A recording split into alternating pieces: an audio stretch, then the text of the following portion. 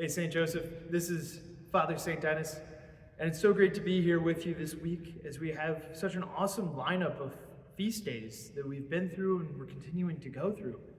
Monday was the feast day of the archangels. Tuesday was the feast of St. Jerome, a doctor of the church. Wednesday was another doctor of the church, St. Therese of Lisieux. Today, Thursday, is the feast of the Holy Guardian Angels. And tomorrow, Friday, is First Friday, that day set aside and dedicated to the Sacred Heart of Jesus Christ. And I want to focus on St. Therese and St. Jerome. Both of them poured out their hearts for a book.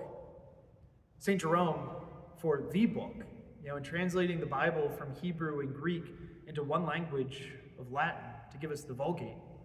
And it's from this Vulgate then that we were able to translate our English and Spanish and Italian and Portuguese translations of the Bible. It's thanks to St. Jerome that the Word of God is accessible to you and me. And then we have St. Therese of Lisieux's autobiography, The Story of a Soul. I think St. Therese makes the spiritual life accessible to you and me.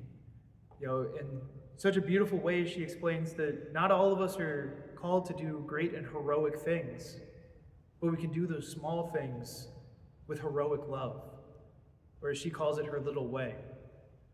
And so as we go throughout the rest of this week and as we go into the weekend, as St. Therese and St. Jerome poured their hearts out for these books, we too should be pouring our heart into the Word of God, hearing what the Lord has to speak to you and to me, and to embrace that little way of St. Therese, that even those small little things that we do day in and day out, that we can do those with great love and offer them to Jesus Christ, and to help us to recognize that even those small things, we're doing those for love of Jesus Christ.